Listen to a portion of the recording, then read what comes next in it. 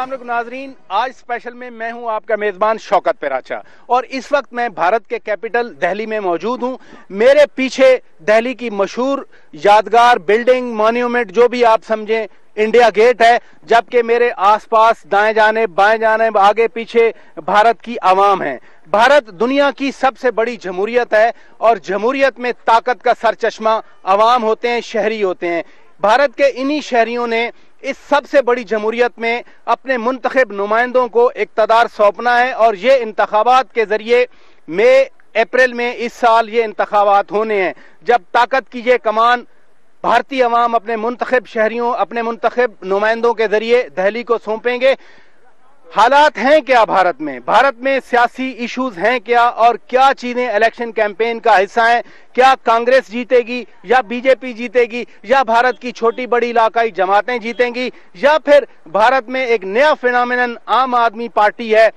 बहुत इंटरेस्ट है पाकिस्तान में और इतना ही इंटरेस्ट भारत और भारतीय मीडिया में है। इन तमाम चीजों को हम देखेंगे और भारत के मशहूर एंकर पर्सन और लीडिंग जर्नलिस्ट से बात करेंगे।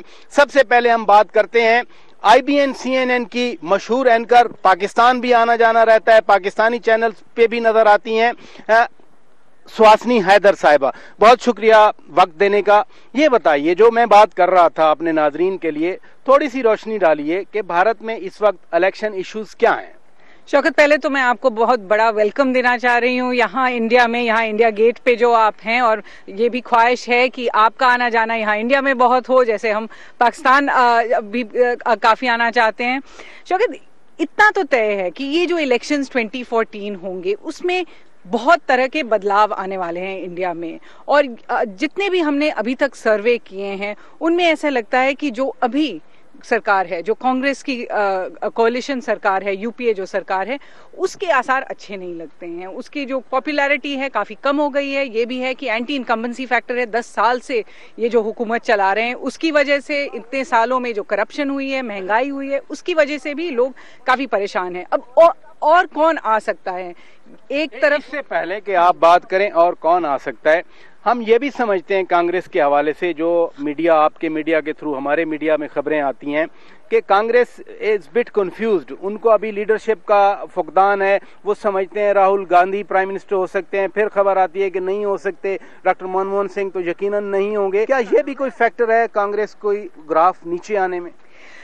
शौकत, इतना तो जरूर है कि अगर कांग्रेस किसी तरह से, अभी तो नहीं लगता है आसार हैं, लेकिन किसी तरह से अगर वो सरकार बनाएंगे तो राहुल गांधी जाहिर है फर्स्ट कैंडिडेट होंगे जिनको वो प्राइम मिनिस्टर बनाना चाहेंगे। लेकिन अभी तक राहुल गांधी ने खुद ये ओहदा उन्होंने लिया नहीं है। अभी जो इनकी मीटिंग हुई थी उसमें उनको नॉमिनेट नहीं किया प्राइम मिनिस्टरियल कैंडिडेट के हवाले से। अब देखा जाए कि कोई और अगर लीडर बने तो राहुल गांधी के अंडर ही होगा, जैसे मनमोहन सिंह सोनिया। एग्जैक्टली ड्यूअल जो पावर कहते हैं, ड्यूअल पावर सिचुएशन। अब बीजेपी की तरफ आते हैं। नरेंद्र मोदी उनके पावरफुल कैंडिडेट के तौर पे सामने है, वो कैंपेन को भी लीड कर रहे हैं। आप उनके बारे में क्या कहेंगी? शौकत, पहले बीजेपी ने काफी रिस्क लिया है कि नरेंद्र मोदी को अपना कैंडिडेट बिठा ही दिया, प्राइम मिनिस्टरियल कैंडिडेट बना ही दिया, क्योंकि उसमें कैलकुलेशन ये है कि जितने उनको वोट्स मिलेंगे वो कई ज्यादा होंगे इसके कंपैरिजन में कि जितने वोट्स इनको लूज होंगे। क्योंकि नरेंद्र मोदी का जो छवि है इंडिया में, की जो इमेज है स्ट्रांग लीडर की है, लेकिन 2002 के जो राइट्स हैं अभी भी उन पे भारी पड़ते हैं। जब भी आप नरेंद्र मोदी का जिक्र करो या नरेंद्र मोदी के बारे में कोई इंटरव्यू हो तो 2002 के जो राइट्स है उनकी भी चर्चा काफी होती है। लेकिन फिर भी नरेंद्र मोदी ने अपना एक दूसरा भी इमेज बनाया है as a leader, as a builder, as a development oriented politician, और उसकी वजह से उनको काफी सारी पॉपुलैरिटी मिल रही है। बल्कि CNN IBN ने जो सर्वे किया है अभी तक, वो सबसे मतलब पसंदीदा अगर आप कहें प्राइम मिनिस्टरियल कैंडिडेट हैं। और बीजेपी अभी तक तो लगता है कि बीजेपी सबसे बड़ी पार्टी होगी। 2002 के गुजरात रॉयट्स की आपने बात की, तो इसमें ये भी इंप्रेशन हमें मिलता है कि शायद जो इंडिया का मुस्लिम वोट है 15-20% प्लस जो मॉडरेट एलिमेंट है इंडिया में, वो उनसे नाराज है। क्या बीजेपी, जब ये कैलकुलेशन की होगी बीजेपी ने, तो आपके नजदीक ये दो फैक्टर जो मैंने बताया ये किस हद तक इलेक्शन में कंट्रीब्यूट करेंगे? मुस्लिम वोट जो है शौकत बहुत सालों से आई थिंक स्लाइटली मिसरिप्रेजेंट हो गया है। एक आइडिया है कि मुस्लिम्स बिल्कुल बीजेपी के लिए वोट कभी नहीं देंगे, और ये भी आइडिया हो गया है कि मुस्लिम वोट बैंक जो है वो किसी एक पार्टी के साथ चला जाएगा। अभी तक शायद कांग्रेस ने सोचा था कि अपने साथ जाएगा। आप उत्तर प्रदेश में देख ले, जहां सबसे ज्यादा मुस्लिम तादाद है प्रोपोर्शनल रिप्रेजेंटेशन में, वहां पर समाजवादी पार्टी ने समझा था कि उनको मुस्लिम वोट मिलेगा। लेकिन पिछले 10 सालों में जितने भी माइनॉरिटीज हैं और सारी कम्युनिटीज ने सोचा है कि हमारे लिए भी ज्यादा कुछ हो नहीं रहा है, तो कांग्रेस से तो डेफिनेटली वो मतलब नाखुश हैं। अब कहां जाएगा उनका वोट? अलग अलग जगह में ये बट रहा है। कुछ जगहों में आप देखेंगे दूसरी पार्टियां हैं जैसे बीएसपी, कुछ जगह में आप देखेंगे कि आम आदमी पार्टी को वोट दिया जा रहा है। पहला कंक्लूजन आपकी बातों से मैं ड्रा कर रहा हूं कि कुछ भी हो कांग्रेस तो आने वाली नहीं है दोबारा। लेकिन अब बात करते हैं इलाकाई पार्टियों की। तमिलनाडु से शुरू हो जाएं तो वहां पर करुणानिधि की पार्टी पावर में थी, इनकी एलआई थी। अभी उनके घर में लड़ाई हो रही है, उनका बेटा शायद नाराज है उनसे। जयललिता यानी अम्मा जी जो हैं वो अब आगे आ रही हैं, वो कांग्रेस की इत्तेहादी बनेंगी। तेलुगु देशम पार्टी वाले चंद्रबाबू नायडू ये भी अब मसल फ्लेक्स कर रहे हैं अपने। फिर ममता जी बनर्जी हैं बंगाल में। तो छोटी पार्टीज अगर कांग्रेस का साथ दें, ये चांस है या छोटी पार्टीज भी अब नाराज हैं कांग्रेस से वंस फॉर ऑल? एब्सोल्युटली। और शौकत, पहले तो मैं आपको कॉम्प्लीमेंट करना चाहूंगी, आपकी सराहना करना चाहूंगी कि आपको इंडियन पॉलिटिक्स के बारे में काफी कुछ पता है। और यही पॉइंट मैं बनाना चाह रही थी कि दिल्ली में जो इलेक्शंस हुए हैं अभी हाल ही दिसंबर में, उसमें लग रहा था कि कांग्रेस बिल्कुल हार जाएगी, और कांग्रेस हार भी गई। 70 में से उनके 7-8 सीट बिल्कुल मुश्किल से मिले हैं। लेकिन फिर भी कांग्रेस सरकार में है, वो सपोर्ट दे रही है आम आदमी पार्टी को। तो ऐसे भी हो सकता है कि बीजेपी समझे कि उसको सबसे ज्यादा वोट सीट्स मिल रहे हैं, लेकिन फिर भी वो हुकूमत बना नहीं पाए। और ये पहले भी हो चुका है, 96 में भी हुआ था जब कोalition सरकार में से देवेगौड़ा फिर इंदर कुमार गुजराल भी जो आए थे कांग्रेस की सपोर्ट को लेकर आए थे। हालांकि कांग्रेस को अपने सीट्स ज्यादा नहीं थे। शौकत, बहुत इस पे डिपेंड होगा कि कांग्रेस के अपनी कितने सीट्स आए। 542 सीट्स हैं, 542 सब मिला के। 272 मैजिक फिगर होता है आपके यहाँ पाकिस्तान में। 272 इज द फाइनल फिगर। तो इसके मुताबिक अगर बीजेपी को 220 कम से कम 220 सीट्स अगर मिल जाएं तो वो सोच सकते हैं कि उनको अलायंस पार्टनर्स मिल जाएंगे। कांग्रेस के अभी 80 और 100 के बीच में सीट्स नजर आ रहे हैं, लेकिन ये जो पोल्स हैं हर महीने एक दूसरे फिगर आपको देंगे। लेकिन कांग्रेस को अगर 100 से थोड़े ज्यादा मिल जाएं तो वो इस पोजीशन में जरूर है कि किसी और थर्ड फ्रंट कोalition को वो मतलब सपोर्ट दे सकती है और आ सकती है। आम आदमी पार्टी दिल्ली में इलेक्शन जीत गई, उन्होंने चीफ मिनिस्टर अपना बना लिया, खुद केजरीवाल साहब चीफ मिनिस्टर बन गए। अगले इंतखाबात जो कि नेशनल लेवल के हैं, गुजरात में सुना बहुत ज्यादा उन्होंने अपना प्रेशर डाला है, तो ओवरऑल कंट्री वाइड इलेक्शन में आम आदमी पार्टी की क्या पोजीशन बन रही है? पहले मैं आपको कहूंगी, हमारे सर्वे के मुताबिक उनको 4% के करीब मिल रहे थे। 4% अगर आप ट्रांसलेट करें और देखिए कि वो सारे 540 सीट्स पे कैंडिडेट तो नहीं डाल रहे हैं, तो 12 और 15 या 15 और 20 के बीच में उनको सीटें मिल सकती हैं। लेकिन ये बहुत फैक्टर्स पे डिपेंड है। एक, अगर जैसे दिल्ली में आपने देखा, उन्होंने यहीं पर एक धरना किया था इंडिया गेट के बल्कि उस तरफ, और काफी उसकी वजह से लोग उनसे नाखुश थे।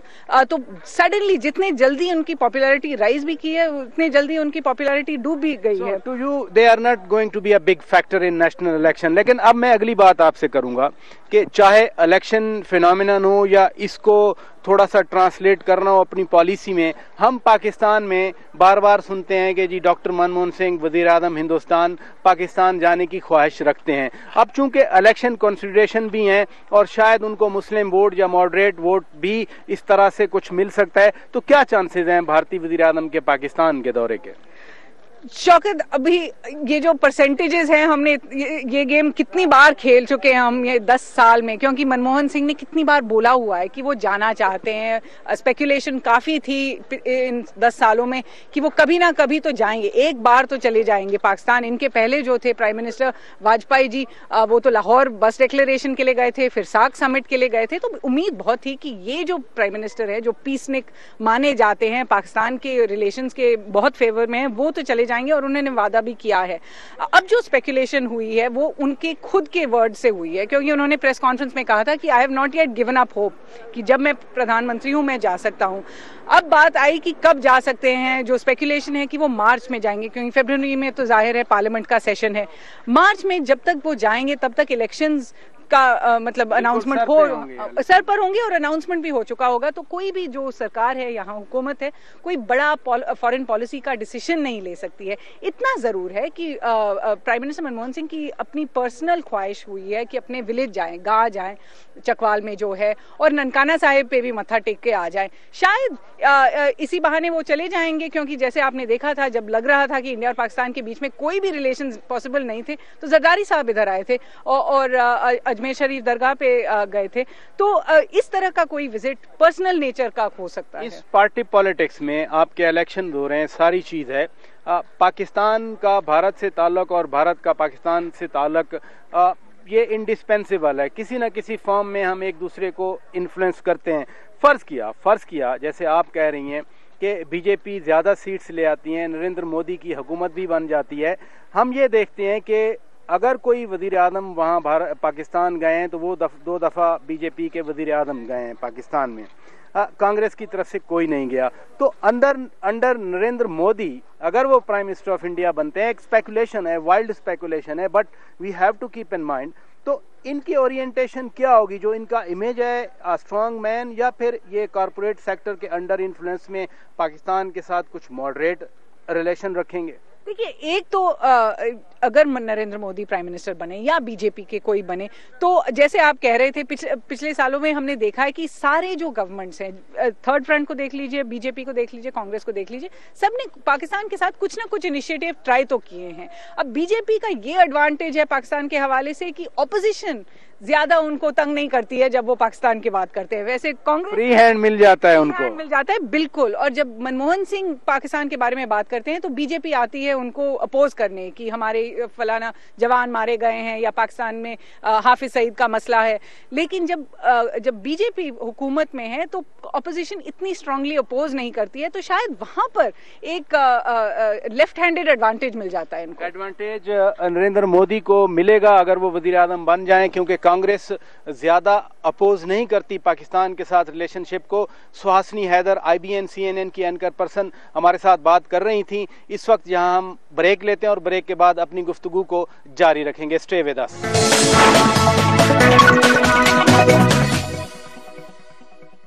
आज ही 15 नादरीन, वेलकम बैक। हम बातचीत कर रहे हैं भारत के आने वाले इलेक्शंस और भारत के अंदर मुख्तलिफ सियासी जमातों की सूरत हाल, कौन जमात कितनी सीटों के साथ किस तरह अपनी विनिंग पोजीशन को रिटेन करना चाह रही है, कांग्रेस या फिर बीजेपी का चांस बन रहा है। इस वक्त हम बात करेंगे प्रेस ट्रस्ट ऑफ इंडिया के दिल्ली के ब्यूरो चीफ अजय कौल से। भारत के मशहूर साफी हैं और भारत की अंदरूनी पॉलिटिक्स पर इनकी खास नजर है। बहुत शुक्रिया अजय कौल, आपने हमारे लिए वक्त निकाला। ये बताइए कि जो इस वक्त इलेक्शन कैंपेन चल रही है आपके सामने, थोड़े से इसके हमें पॉइंट्स चीदा बता दें कि किन लाइंस पे इलेक्शन कैंपेन चल रही है। देखिए, इलेक्शन कैंपेन की जब बात करेंगे ना, तो अभी तो जो लग रहा है ओपिनियन पोल जो कह रहे हैं बीजेपी का जोर है। अब ये देखना है कि अब उनको मेजॉरिटी मिलेगी, क्लियर मेजॉरिटी मिलेगी, या उनको आगे अलाइज की जरूरत पड़ेगी, ये अभी देखना बाकी है। बट अभी तो उनका जोर है और कांग्रेस का तो अभी वो कमजोर लग रहे हैं इस हाल में। बीजेपी का जोर है और कांग्रेस वीक लग रही है। ये बताइए, कांग्रेस को क्या इनकम्बेंसी फैक्टर मार दे रहा है? कांग्रेस सही तरह से कैंपेन नहीं चला रही, या फिर बीजेपी ने एक स्ट्रांग मैन सामने शो कर दिया और फिर इसलिए इंडिया जो है वो सारा इंडिया कह रहा है कि बीजेपी की स्ट्रांग पोजीशन है? देखिए, जो एंटी इनकम्बेंसी की जो बात कर रहे हैं ना, दो चार इश्यूज जैसे करप्शन है, प्राइस राइज है, ये मेजर इश्यूज है जो कांग्रेस खुद भी मानती है कि मेजर इश्यूज हैं, जिसको अभी दिल्ली के असेंबली इलेक्शंस हुए या राजस्थान में हुए, मध्य प्रदेश में हुए, छत्तीसगढ़ में जो चार स्टेट्स में जो इलेक्शन हुए असेंबली इलेक्शंस, उसमें ये फैक्टर्स बड़े सामने आए जिसकी वजह से कांग्रेस की बड़ी बुरा हाल हो गया। तो यही फैक्टर्स आगे भी कैरी करेंगे, और जो इसलिए अब कांग्रेस तो अभी बड़ी ट्राई कर रही है कि रिवैम्प करे, स्ट्रक्चरल चेंजेस करे, लोगों की तरफ पहुंच जाए, मतलब उनको रीच आउट करे लोगों की तरफ।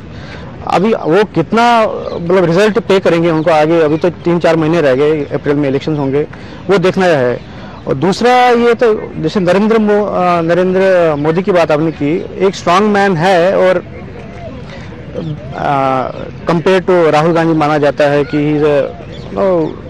जैसे डेवलपमेंट किया है एंड कई सारे फैक्टर्स वो हैं, तो एक वो फैक्टर भी है कि नरेंद्र मोदी का भी एक फैक्टर है। अगर हम कांग्रेस की बात करें, आपने कहा कि कांग्रेस ने हारा 4-5 स्टेट इलेक्शन में, कांग्रेस की स्ट्रेटेजी क्या नजर आ रही है? किन वोटर्स को वो रीच आउट करना चाह रहे हैं, किन सेगमेंट ऑफ सोसाइटी को आइसोलेट कर रहे हैं? जनरल प्रॉब्लम्स तो हैं, हर गवर्नमेंट जो इनकम्बेंट होती है उसके मसाइल आते हैं, कोई भी गवर्नमेंट हम कहते हैं कि सारे मसाइल हल नहीं कर सकती, लेकिन कांग्रेस का एक एक्सपीरियंस है, कांग्रेस का एक तजर्बा है, कांग्रेस कई बार हुकूमत में रह चुकी है, उनकी इलेक्शन स्ट्रेटेजी क्या नजर आती है आपको? देखिए, अभी जो उनके कमजोर पॉइंट्स है वो अभी जैसे यूथ है, यंगस्टर्स, अभी 1-2 साल से जैसे करप्शन के इशू इतना पब्लिक हो गया है एंड यूथ जो राइज हुआ है, इतनी आपने एजिटेशन देखी होंगी कितनी हुई है अन्ना हजारे के साथ या केजरीवाल के साथ, सो उनको फिर कनेक्ट करने की वो कोशिश कर रहे हैं, मतलब उनके रीच आउट कर रहे हैं कि उनकी तरफ, और अर्बन जो मिडिल क्लास है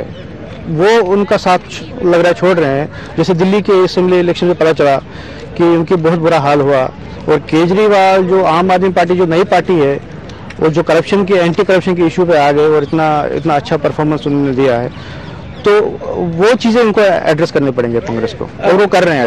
अगर आम आदमी पार्टी के हवाले से ही बात की जाए, दिल्ली में एक जो स्टेट सरकार है वो बनाने की बात की जाए, तो हम तो ये सुन रहे हैं कि बीजेपी की सीट्स ज्यादा थी, कांग्रेस ने अपनी सपोर्ट दी केजरीवाल को और उन्होंने हुकूमत बना ली।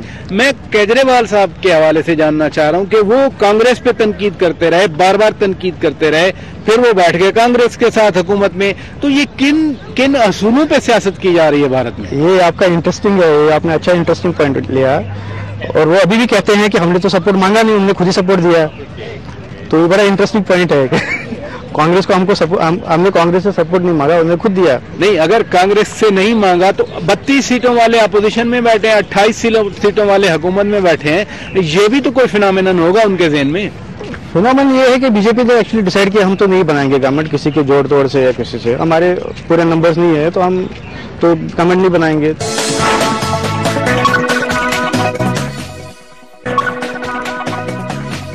वेलकम बैक नाजरीन, हम बातचीत कर रहे हैं भारत में होने वाले इलेक्शंस के हवाले से, भारत की सियासी सूरत हाल के हवाले से, और इस वक्त हमें ज्वाइन किया है उमा शंकर जी, ये एसोसिएट एडिटर हैं एनडीटीवी इंडिया के, और इनके साथ पुष्पिंदर साहब हैं, ये आज टेलीविजन के दिल्ली के भारत के कॉरेस्पोंडेंट हैं।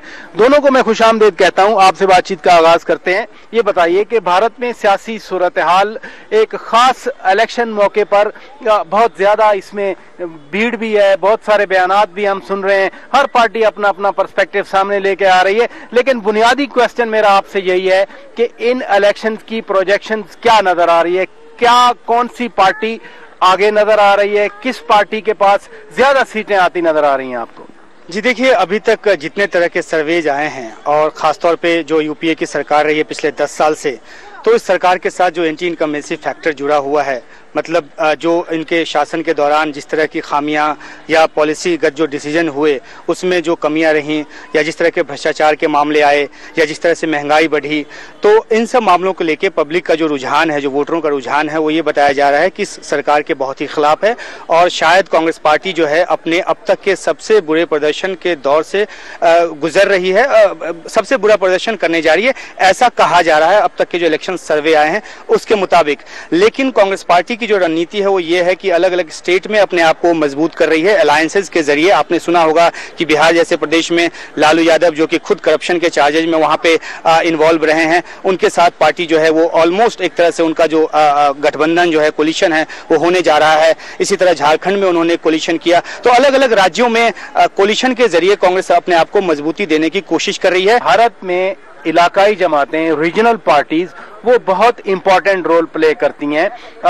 तमिलनाडु में उनके इत्तेहादी हैं कांग्रेस के, इसी तरह से आंध्र प्रदेश की अपनी पार्टी है तेलुगु देशम पार्टी, वो बड़ी स्ट्रांग पार्टी है। चंद्रबाबू नायडू एक दफा वजीर आला भी रह चुके हैं, चीफ मिनिस्टर रह चुके हैं। फिर बिहार की इन्होंने बात की, इसी तरह से बंगाल में उनकी इत्तेहादी जमात है। क्या कांग्रेस अपनी इन इत्तेहादी जमातों को अगर मरकजी पार्लियामेंट लोकसभा में कम सीटें लेती है लेकिन इत्तेहादों के साथ ज्यादा सीटें ले सकती है, तो हुकूमत तो बनाएगी। आप रीजनल पार्टीज के पर्सपेक्टिव के हवाले से क्या कहेंगे? देखिए, मेरा मानना यह है कि हिंदुस्तान में जो इलाकाई पार्टी हैं, चाहे वो तमिलनाडु में हो, चाहे वो केरल में हो या उसके अलावा दूसरी जगह हो, वहाँ एक बहुत खास बात ये रहती है कि जो नेशनल बड़ी पार्टी हैं, जिसमें भारतीय जनता पार्टी और कांग्रेस की बात अगर हम कहें, इनके सामने सब सेकुलरिज्म और कम्युनलिज्म की बहुत सारी बातें होती हैं, नेशनल पर्सपेक्टिव की बात ऐसी होती है। लेकिन हमने ये देखा कि पिछले दिनों में जब हिंदुस्तान में कांग्रेस के अलावा कोई एक दूसरी सोच की पार्टी जब मरकज में आई, तो जो रीजनल पार्टीज थी उनके अपने दूसरे इंटरेस्ट होते हैं। लिहाजा छोटी जमातें मरकज में अक्सरियती पार्टी के साथ जाएंगी। ये बताइए कि आप कांग्रेस के इत्तेहादियों की जब हम बात करें, आपने देखा कि एनसीपी वाले भी अपनी बात कर रहे हैं, थोड़ा सा हमें लग रहा है कि कांग्रेस से निकल रहे हैं। इसी तरह से उनके तमिलनाडु में इत्तेहादी करुणानिधि जो डीएमके के हैं, उनके घर में लड़ाई हो रही है, उनका बेटा बड़ा उनके लिए प्रॉब्लम कर रहा है। फिर कश्मीर में फारूक अब्दुल्ला और उसकी पार्टी जो है वो भी आते जाते रहते हैं, कभी किसी गवर्नमेंट में कभी किसी गवर्नमेंट में। तो लगता नहीं है कि कांग्रेस की जिस तरह अपनी इन इलेक्शन में या इस सियासी सूरत हाल में पोजीशन वीक है, उनके अर्स्टवाइल एलाइज की भी यही सूरत हाल है? जी देखिए, दो बातें हैं, एक तो प्री पोल अलायंस, दूसरा post poll alliance. Pre poll alliance किस किस के साथ कांग्रेस कर पाने में कामयाब होती है, पहले देखने वाली बात ये होगी। पोस्ट पोल की जहां तक बात है तो उस मामले में भारत में एक बहुत ही सुंदर सी पंक्ति जो है वो कही जाती है कि जिस नेशनल पार्टी को 180 सीट आ जाती है, 180 से ज्यादा सीटें आ जाती हैं, वो पार्टी जो है वो कॉम्युनल नहीं रहती, वो सेकुलर पार्टी हो जाती है। तो अगर मान लीजिए बीजेपी को 180 से ज्यादा सीटें आ गई तो जाहिर सी बात है, जैसा कि पुष्पेंद्र जी ने भी कहा कि एक जो जमावड़ा है रीजनल पार्टियों का, उनके पक्ष में होने के आसार बनते नजर आते हैं। लेकिन अगर प्री पोल अलायंस किसी के करके कांग्रेस जाती है चुनाव में तो सूरत हाल कुछ अलग हो सकता है। लेकिन एक अहम बात यह है कि जो रीजनल पार्टियां आज की तारीख में गठबंधन से निकलने की बात कर रही हैं या इस तरह के संकेत दे रही हैं, वो भी इस डर से कि उनको लगता है कि अगर एंटी इनकम्बेंसी फैक्टर उनके माथे पे भी बंधा, एलाइज पार्टनर रहे हैं, 10-10 साल से रहे हैं, तो ऐसे में उनका भी नैया जो है वो उनकी नैया भी डूब जाएगी। तो इसलिए इस तरह की एक जेस्चरिंग हो रही है। और जहां तक एनसीपी की बात की जा रही है तो एनसीपी के मामले में एक बात और है कि पोस्ट इलेक्शन प्री इलेक्शन जो सीटों की शेयरिंग की जो बात है, कांग्रेस का एक तबका ये भी सोच रहा है कि शायद ये दबाव बनाने के लिए एनसीपी की तरफ से इस तरह का बयान दिया। शरद पवार साहब दबाव बढ़ाने के लिए इस तरह के मैसेजेस दे रहे हैं। कांग्रेस पार्टी के एक खेमे का यह भी मानना है कि यह भी एक वजह हो सकती है कि इस तरह के बयान सामने आ रहे हैं। और जहां तक कम्युनल और सेकुलर पार्टियों के बीच बंटवारे की बात है तो अब से 1 महीने पहले दिल्ली में एक बहुत बड़ा एक जलसा हुआ था जिसमें 17 पार्टियों ने हिस्सा लिया था, जिसमें एनसीपी ने भी हिस्सा लिया था। और वो 17 पार्टियां एक मंच पे इकट्ठा हुई थी सिर्फ इस बात को लेके कि किस तरह से एक एंटी कम्युनल फोरम बनाया जाए। तो एक तरफ से ये तीसरी ताकत के तौर पर उभरने की एक कोशिश भी जारी है। तो अभी बहुत सारा फ्लूइड सा सिचुएशन है, बहुत अभी वक्त अभी भी बाकी है। और ऐसे में ऊंट किस करवट बैठेगा, कौन किसके साथ जाएगा, ये अभी निटी-गिटी जो है वो अभी तय हो रहा है और अभी थोड़ा इसमें वक्त लगेगा। तो अभी वक्त बाकी है और बहुत सारा काम अभी होना है। पुष्पेंद्र साहब, ये बताइए कि अगर हम दोनों बड़ी पार्टियों की लीडरशिप की बात करें तो एक तरफ कांग्रेस की लीडरशिप है जिसमें अभी तक ये फैसला नहीं हुआ कि वजीर आजम कौन बनेंगे, दूसरी तरफ बीजेपी ने बहुत पहले फैसला भी कर लिया और नरेंद्र मोदी बतौर वजीर आजम कैंडिडेट उनकी कैंपेन चला रहे हैं। तो ये लीडरशिप का कांग्रेस में फुकदान नजर आ रहा है। कांग्रेस एक मजबूत पावरफुल मैन को अपना लीडर बना के ले आ रही है। ये फैक्टर इन इलेक्शन में किस हद तक रोल दिखाता है आपको?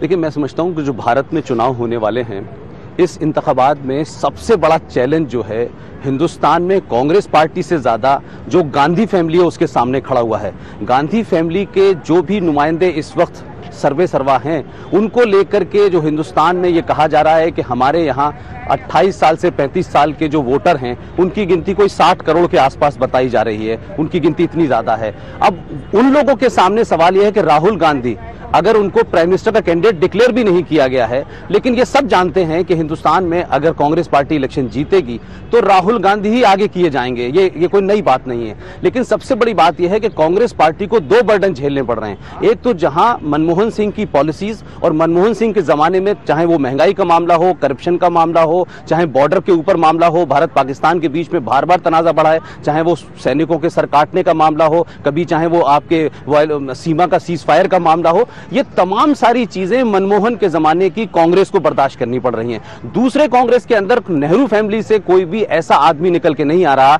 जिसकी बात की अपील को लोग मान सकें, चाहे वो सोनिया गांधी का मामला हो या राहुल गांधी का मामला हो। लोग ये उम्मीद कर रहे हैं कि हो सकता है इलेक्शन से पहले प्रियंका को अगर कहीं प्रोजेक्ट कर दिया गया तो प्रियंका के अंदर लोगों को लगता है कि इंदिरा गांधी की एक छवि है, उनका एक इमेज है और शायद वो कुछ करिश्मा कर सके। लेकिन इसके मद्दे मुकाबिल हालात ये हैं कि जो भारतीय जनता पार्टी हमेशा कमजोर रही, चाहे वो 2009 का चुनाव हो, 2004 का चुनाव हो, वो कांग्रेस ने अपने करिश्मे से नहीं जीता, वो जरूरत से ज्यादा बीजेपी के अंदर जो गड़बड़ियां रही हैं उसकी वजह से जीता। इस वक्त मुझे इनकम्बेंसी फैक्टर जो बीजेपी को वो नुकसान पहुंचाया, तो कांग्रेस भी उसी नुकसान से सामना करने वाली है। नहीं पाचा साहब, इसमें दो बातें हैं। हिंदुस्तान में पिछले 10 साल के इलेक्शन में हम ये भी देख रहे हैं कि जहां एक जनरल ट्रेंड था कि एंटी इनकम्बेंसी का मामला था, पिछले 10 साल में प्रो इनकम्बेंसी भी हुआ है। अभी जो 4 सूबों के इलेक्शन हुए हैं उसमें भारतीय जनता पार्टी अपने 2 स्टेट्स को बचाने में कामयाब रही है, लेकिन कांग्रेस तो 2 हार गई। वही मैंने कहा कि जहां तक एंटी इनकम्बेंसी की बात है, मरकजी हुकूमत के खिलाफ एंटी इनकम्बेंसी बहुत जबरदस्त है। और अभी भी जो सूबाई उनके जो वजीर आला थे, चाहे वो राजस्थान के हों चाहे वो दिल्ली के हों, उनके दोनों ने वजीर आला ने यह आरोप लगाया सेंटर के ऊपर कि कांग्रेस की जो मरकजी हुकूमत की पॉलिसीज थी, जो उनका स्टाइल था काम करने का, उसकी वजह से वो सूबे में हारे हैं। तो मुझे लगता है कि एक तरफ इतनी ज्यादा कांग्रेस की कमजोरी, एक तरफ नेतृत्व की कमजोरी और दूसरी तरफ भारतीय जनता पार्टी की तरफ से एक स्ट्रांग इमेज के आदमी को प्रोजेक्ट करना जो अपने सूबे में लगातार 3 बार वजीर आला का उनको फायदा पहुंचेगा। उमा शंकर जी ये बताइए कि पाकिस्तान में खासा इंटरेस्ट होता है भारत के इलेक्शन में, भारत की सरकार बनने में, और जो भी गवर्नमेंट बनेगी फिर हम देखते हैं पाकिस्तान में बैठ के कि उनका पाकिस्तान के बारे में क्या आउटलुक नजर आता है। तो क्या पाकिस्तान इन इलेक्शन में किसी तरह से फैक्टर है पाकिस्तान के नाम पे, यहाँ इलेक्शन में कोई बयानबाजी या कोई इस तरह का स्टेक्स हैं? जी देखिए, 2 बातें। एक तो पृष्ठभूमि के तौर पे ये बताना चाहूँगा कि अभी तक पाकिस्तान के साथ जितने भी तनाजे हुए, उसके बावजूद अगर रिश्ते कुछ पटरी पे चल रहे हैं तो उसके पीछे मैं सीधा मानता हूँ कि एक शख्स है और वो है मनमोहन सिंह। मनमोहन सिंह ने कई, चाहे वो शर्मल शेख का मामला हो या उसके बाद और कई अहम मौकों पर बातचीत के जरिए, चाहे इकोनॉमिक जो आपसी रिश्ते हैं उनको बहाल करने का, आगे बढ़ाने का, उसके पीछे एक शख्स रहे हैं, वो है मनमोहन सिंह। लेकिन मनमोहन सिंह की पॉलिसीज के साथ पाकिस्तान को लेकर जो पॉलिसी है उसमें दिक्कत यह है कि उन्होंने इसको इंस्टीट्यूशनलाइज नहीं किया, संस्थागत रूप नहीं दिया। तो उनके प्रधानमंत्री न रहने से, जो कि तय है, अगर यूपीए भी आती है तो मनमोहन सिंह ने ऑप्ट आउट कर लिया है, वो प्रधानमंत्री नहीं बनेंगे।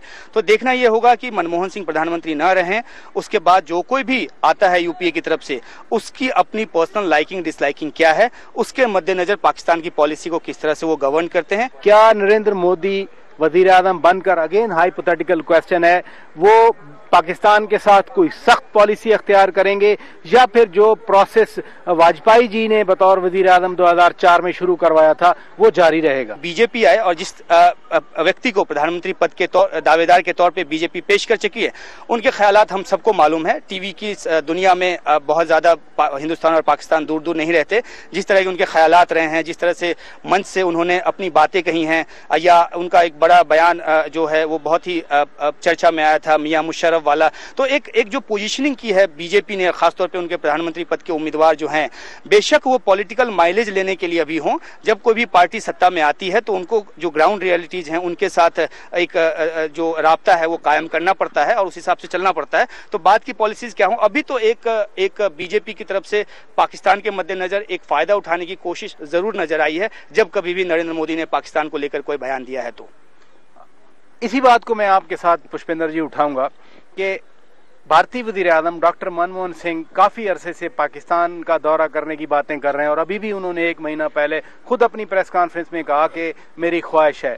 क्या इन हालात में, जब सियासी सूरत हाल भारत में इस तरह बबल कर रही है, सिजल कर रही है, इस सूरत हाल में डॉक्टर मनमोहन सिंह पाकिस्तान का दौरा करेंगे और उसका यहाँ पर पॉलिटिकल फॉल आउट क्या होगा? देखिए, एक बात बिल्कुल साफ है कि पिछले 10 साल से मनमोहन सिंह प्राइम मिनिस्टर हैं और उनकी जाती ख्वाहिश भी है और वो पाकिस्तान में पैदा भी हुए हैं।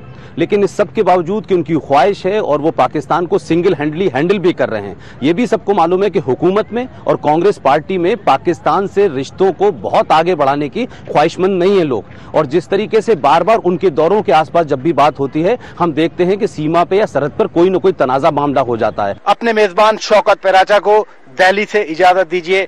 खुदा हाफिज।